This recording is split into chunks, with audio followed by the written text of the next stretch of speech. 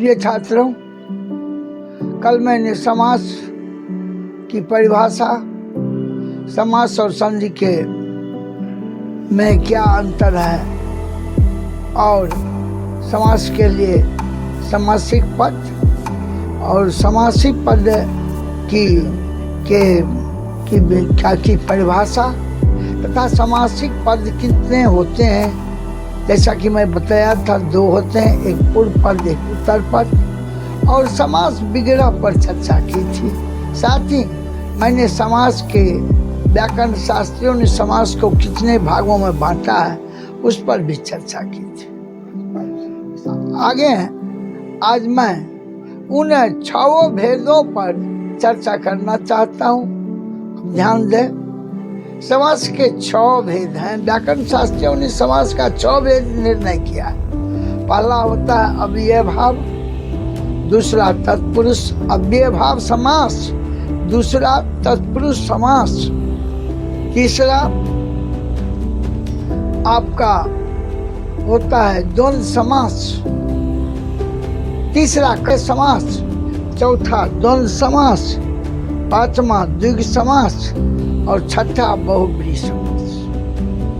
समझ गए होंगे। अब आए हम अव्यय भाव समास पर चर्चा करें। अव्यय भाव समास, जिस समास का पूर्व पद अव्यय हो, जिस समास का पूर्व पद अव्यय हो। अब अव्यय पर कुछ चर्चा हो जाए। अव्यय किसे कहते हैं? अव्यय का शाब्दिक अर्थ है, अगर हम देखें वह अव्यय।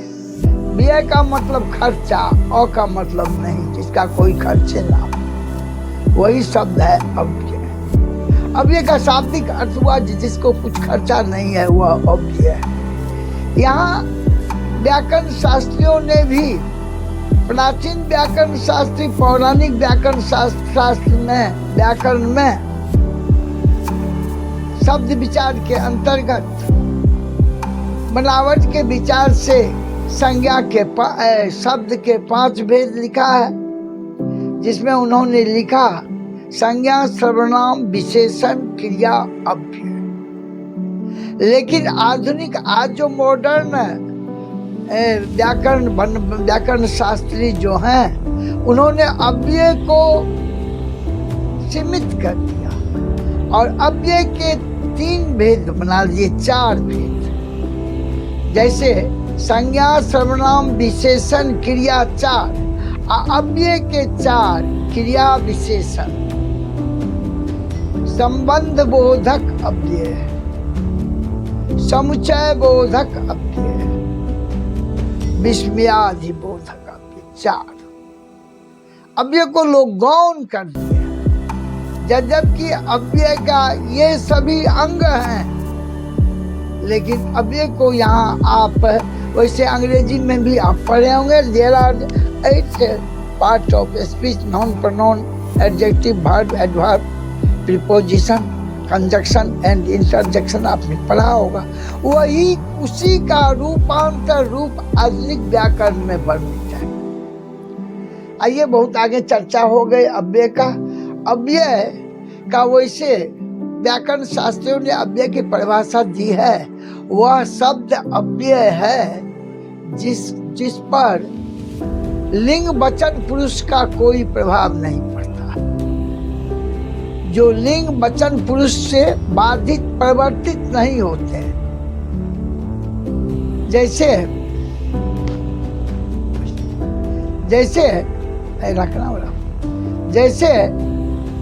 लड़का घर जाता है, लड़का धीरे धीरे घर जाता है और लड़की धीरे धीरे घर जाती है। क्या इस धीरे धीरे में कोई परिवर्तन नहीं हुआ? नहीं हुआ।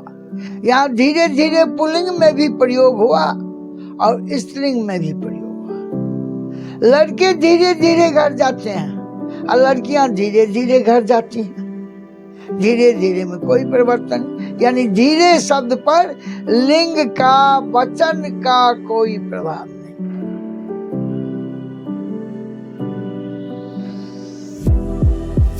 मोहन घोड़ा तेज दौड़ता है या घोड़े तेज दौड़ते हैं या वो घोड़ा तेज दौड़ता है, कोई प्रभाव नहीं। या घोड़ियां तेज दौड़ती हैं, इस बैच की जितनी भी घोड़ियां हैं वह तेज दौड़ती हैं, या कोई प्रभाव नहीं। अव्यय पर तेज पर कोई प्रभाव नहीं। इस तरह से ये अव्यय शब्द जो है उस पर लिंग वचन पुरुष का कोई प्रभाव नहीं होता है, अर्थात इसका रूप ज्यों का त्यों। यही अव्यय है जो अव्यय भाव समास में यही परिभाषा है जिसका पूर्व पद अव्यय। तो जब पूर्व पद अव्यय होता है तो उत्तर पद भी उसी के सदृश हो जाता है, उसी के मुताबिक हो जाता है उत्तर पद। जैसे प्रतिदिन, उदाहरण के लिए दिन दिन प्रतिदिन, उसी तरह से दिन भर यह भी वही हुआ उत्तर पद के लिए। दिन भर इस तरह से यथा संभव, जैसा संभव हो, यानी यथा इसमें अव्यय। प्रतिपल यानी प्रत्येक पल, यहाँ प्रति जो हुआ वह अव्यय हुआ। पेट भर पेट यानी पेट भरकर, तो भर जो हुआ यह अव्यय हुआ। अंतिम भवय प्रथम, उसी तरह से जैसे हुआ आजीवन यानी जीवन भर, इसमें आ जो हुआ वह अव्यय हुआ। इस तरह से वह समास जिसका प्रथम पद यानी पूर्व पद अव्यय हो उसे हम अव्ययी भाव समास कहते हैं। दूसरा हुआ आपका तत्पुरुष समास। यहाँ तो आपने पढ़ा अव्यय भाव में पूर्व पद, यहाँ तत्पुरुष समास कहता है जो जिस समास का उत्तर पद प्रधान हो उसे हम तत्पुरुष समास कहते हैं। जैसे राजमंत्री, राजा का मंत्री, राजमंत्री। राजपंडित, राजा का पंडित, राजपंडित। रसोई घर, रसोई के लिए घर, यानी घर जो हुआ वो उत्तर पद हुआ, पंडित जो हुआ उत्तर पद हुआ, पुरोहित जो हुआ उत्तर पद हुआ, मंत्री जो हुआ वह उत्तर पद यानी अंतिम पद। यानी तत्पुरुष समास में उत्तर पद की प्रधानता होती। समझ गए होंगे। अब आए हम समझाएं आपको तत्पुरुष समास के 6 भेद। कर्म तत्पुरुष, करण तत्पुरुष, संप्रदान तत्पुरुष, आपादान तत्पुरुष और अधिकरण। ये 6 कर्ता के भी 8 भेद आपने पढ़ा होगा, कारक के 8 भेद आपने पढ़ा होगा। कर्ता, करण, संप्रदान, आपादान, संबंध, अधिकरण, संबोधन। यहाँ कर्ता और संबोधन इस समास में नहीं है, नहीं तो इसके बीच वाले कर्म कारक से लेकर अधिकरण कारक तक जितने भी हैं सभी तत्पुरुष के भेद नहीं होगा। अब इसी से आप समझ सकते हैं कर्म तत्पुरुष। इस समास में कर्म कारक की विभक्ति का लोप हो जाता है, यह समासिक पद बनने लगता है। इसमें कर्म कारक की विभक्ति आप जानते हैं, जो कारक में विभक्तियां होती है, जैसे कर्ता की विभक्तियां शून्य और ने, कर्म की विभक्तियां शून्य और को, करण की के से, संप्रदान के लिए, आपादान से, संबंध का खींचे, ये विभक्तियां। अधिकरण में पर, संबोधन है अरे, ये सभी विभक्तियां। तो इसमें कर्म तत्पुरुष में कर्म कारक की विभक्ति को का लोप हो जाता है। वही है आपका कर्म तत्पुरुष समास। जैसे देशगत यानी देश को गत, घट माने गया हुआ, देश को गया हुआ। यश प्राप्त यानी यश को प्राप्त, जैसे स्वर्ग प्राप्त, स्वर्ग को प्राप्त। ग्रामगत यानी गांव को गया हुआ। परलोक गमन, परलोक को गमन करने वाला। ये आपका कर्म कारक तत्व, कर्म तत्व। दूसरा है आपका करण तत्व। इस समास में करणकारी की विभक्ति यानी से का लोप हो जाता है। से करण कारक की विभक्ति दो है, से भी है और के द्वारा भी है। जैसे कहीं कहीं आप लिखते हैं इस पुल का निर्माण या इस पुल का उद्घाटन अमुक मंत्री के कर कमलों के द्वारा हुआ, के द्वारा। समझे?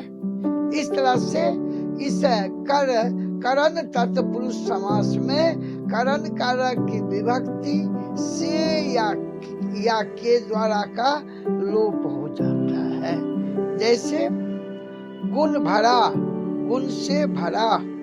मुंह मांगा, मुंह से मांगा। मन चाहा, मन से चाहा। आकाल पीड़ित, आकाल से पीड़ित। इस तरह से ये करण विभक्ति।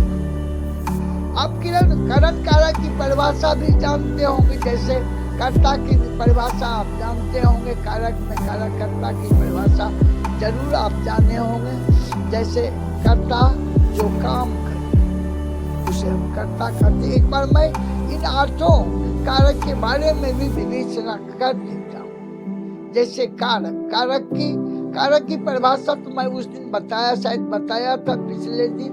कारक क्रिया की उपपत्ति में, उत्पत्ति नहीं, उत्पत्ति माने जन्म होता है और उपपत्ति माने होता है उसका समर्थक।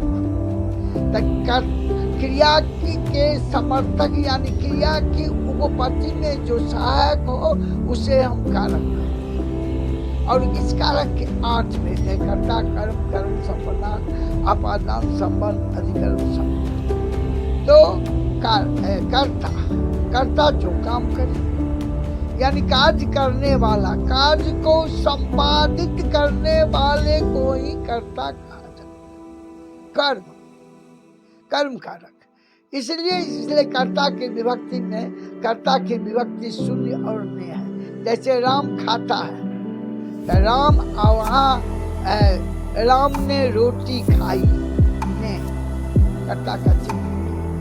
कर्ता के चिन्ह ने का कहाँ हम प्रयोग करेंगे, इस पर भी किसी दिन मैं आपको चर्चा करके दिखा दूंगा साथ में। कर्ता का ने चिन्ह क्यों है और इसका प्रयोग का। अब कर्म कारक पर चर्चा करें। कर्म कारक जिस पर काम का फल पड़े।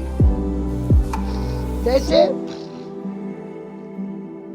राम किताब पढ़ता है, पढ़ने वाला राम करता, और किताब पढ़ता है तो किताब को यानी पढ़ने का फल किस पर पड़ रहा है, किताब। तो राम किताब पढ़ता है। शिक्षक छात्रों को डांटते हैं। मैं पहले ही कहा था कर्म कारक की विभक्ति शून्य और को है। शून्य है और है। शून्य का मतलब जहाँ विभक्ति नहीं होती है तो वो शून्य होगा, और जहाँ विभक्ति को मौजूद है मौजूद है। शिकारी ने बाघ को मारा। जब कहीं कहीं ऐसा भी होता है कर्ता का चिन्ह ने जहाँ आता है वहाँ कारक कर्म कारक की विभक्ति को भी आ जाता है। मोहन ने सोहन को बुलाया। मोहन ने सोहन को बुलाया। यहाँ देखे कर्ता के साथ ने, मोहन करता है तो ने, और सोहन को बुलाया तो को। ध्यान देंगे बात पर। तीसरा इसका भेद है करण का, जिसके द्वारा कार्य संपादित हो। जैसे लड़के कलम से लिखते हैं, छोटे बच्चों को पेंसिल से लिखने दी जाती है। तो यहाँ छोटे बच्चों को कलम से या पेंसिल से जो है वह करण कारक की विभक्ति है। क्योंकि जब हम तत्पुरुष में करण तत्पुरुष संप्रदान इसकी जो विभक्तियां पर चर्चा करते हैं लोप हो जाता है, तो प्रायः बच्चे ये भ्रमित होने लगती है से कहाँ से आया। इसलिए मैं कारक की विभक्तियों को उजागर करते हुए दर्शाते हुए आपको समझा रहा हूँ, ताकि आप विभक्तियों का प्रयोग के समय आप भ्रमित नहीं। अब आइए संप्रदान। कर्ता जिसके लिए कार्य संपादित करे, इसकी विभक्ति है के लिए और को भी।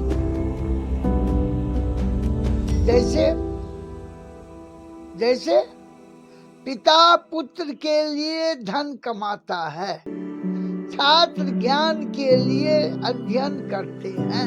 यहाँ के लिए यानी छात्र अध्ययन करते हैं किस लिए? तो ज्ञान के लिए। ज्ञान के लिए यानी के लिए संप्रदान कार्य। इसके बाद आपादान। कर्ता से जिसका संबंध विच्छेद हो अनिहाते, जैसे पेड़ से पत्ते गिरते हैं, चोर घर से भागता है। इस तरह से जहाँ संबंध विच्छेद, यहाँ भी आपादान कारक की विभक्ति से ही है। अब आपादान के बाद संबंध कारक, जहाँ कर्ता कहीं अपना निजित संबंध जारी करे, स्थापित करे। जैसे यह मेरी किताब है, राम की किताब विद्यालय में है, सोहन की माता रसोई पकाती है, सोहन की माता भात पकाती है, मोहन का भाई पत्र लिखता है। यहाँ काकी के ने जो आपने सुना वह संबंध कारक की विभक्ति। वैसे भी इसकी विभक्तियां 9 हैं। काकी के, काकी के, रा, री, रे, ना, नी, ने। जैसे काकी के में तो आपने देखा, रारी रे में मेरा मेरी मेरे, और उसने उस तरह से ने का भी विभक्ति होता है। अब आइए संबंध कारक के बाद अधिकरण कारक।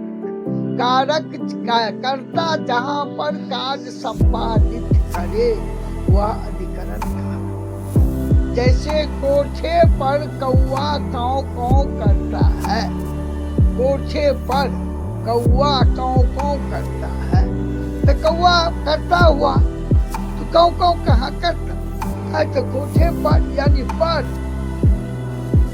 वर्ग में छात्र है, वर्ग में छात्र बैठते हैं, छात्र वर्ग में बैठकर पढ़ते हैं, ऐसा भी तो होगा। वर्ग में यानी छात्र करता हुए, तो जहाँ पर कार्य संपादित कर रहे हैं, पढ़ने का कार्य संपादित कर रहे हैं, वर्ग में है।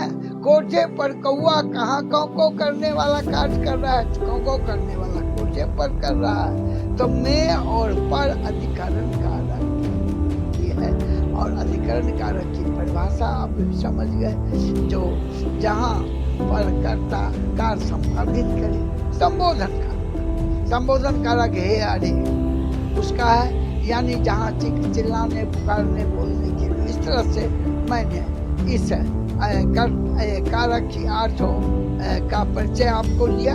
अब आइए हम पढ़ रहे थे करण तत्पुरुष के बाद संप्रदान। इस तत्पुरुष में संप्रदान कारक की विभक्ति के लिए का लोप हो जाता है। जैसे देशभक्ति, देश के लिए भक्ति, रसोई घर, रसोई के लिए घर। इस तरह से पाठशाला, पाठ के लिए शाला, पुस्तकालय, पुस्तक के लिए आलय, गुरु दक्षिणा, गुरु के लिए दक्षिणा, सब में के लिए। और समासिक पद बनने के समय ये के लिए का लोप हो जाता है।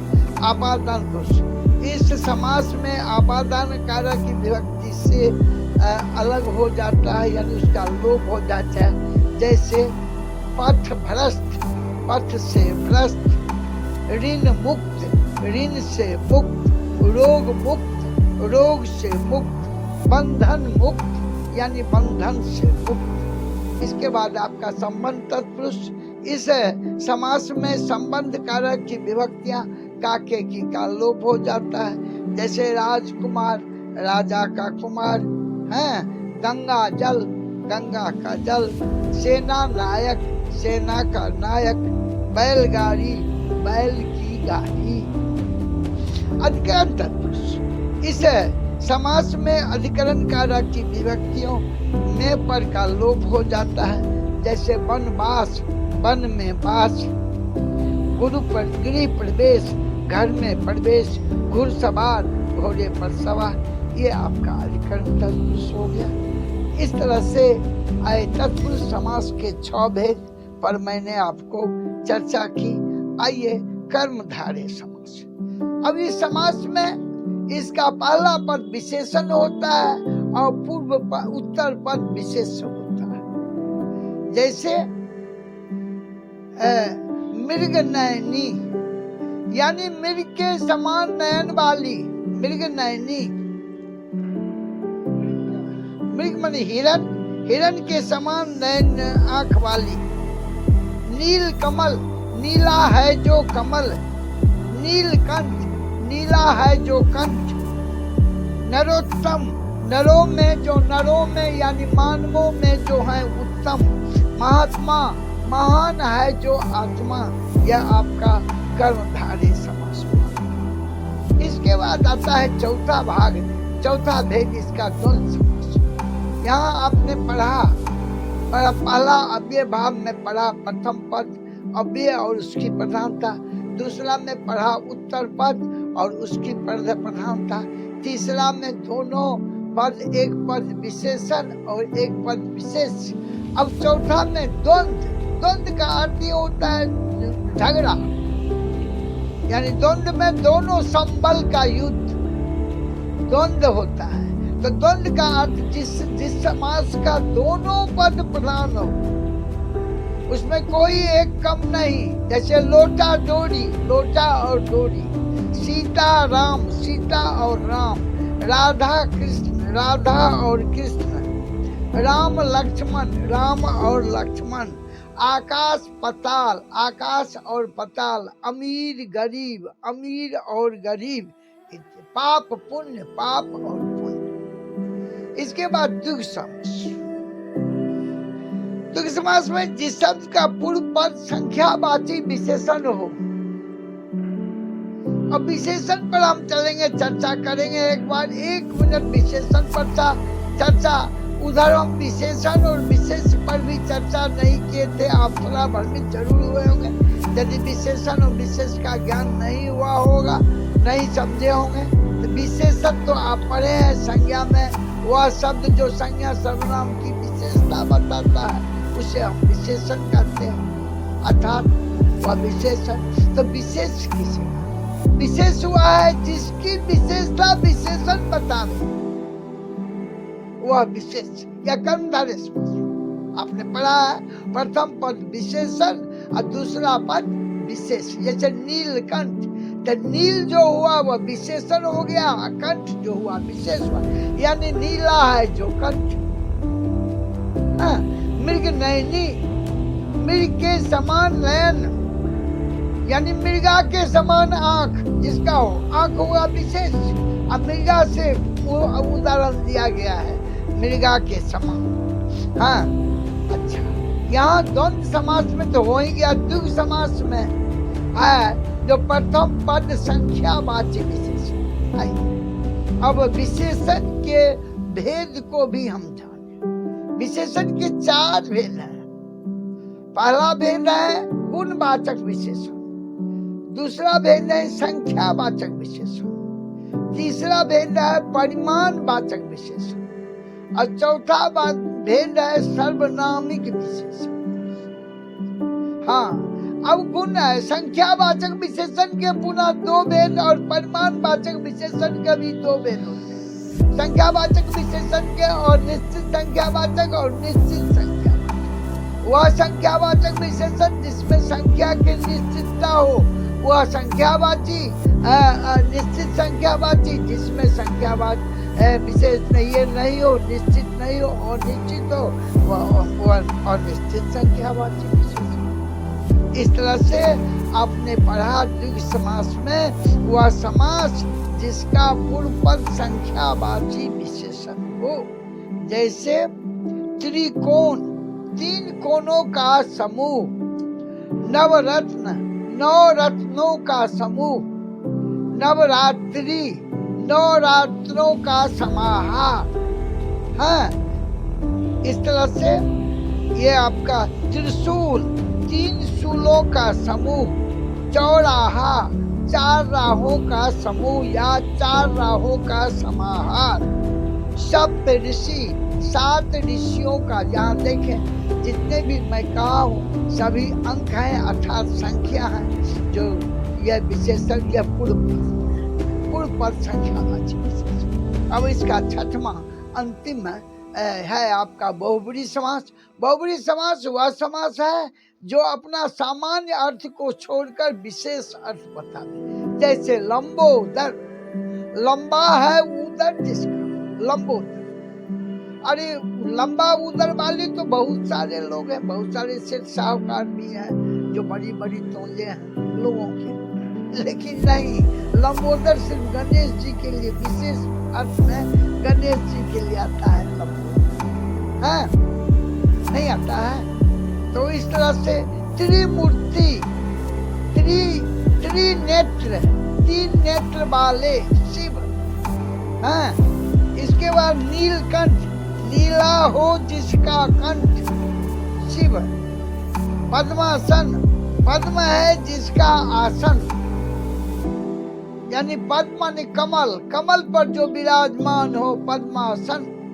पढ़ते होंगे जयति पद्मासना माता जय हो शुभ वरदाई, पढ़ते सरस्वती की वंदना पढ़े होंगे, जयति पद्मासना माता। जब पद्म पर यानी कमल पर वास करने वाली सरस्वती, वह सरस्वती का ही आता है। चतुर्मुख, 4 हैं मुख जिनके, यानी ब्रह्मा विशेषण। इस तरह से यह आपका बहुब्री समास। आज मैं इतना ही पर विराम देता हूँ। अगला दिन पुनः मैं इसके आगे आपका जो भी यह है आपका, अब हम फिर आपको 8 वर्ग वालों के लिए शब्द विचार में चलेंगे और शब्द विचार में पद और शब्दों का वर्गीकरण आदि पर मैं पुनः चर्चा करूंगा। धन्यवाद।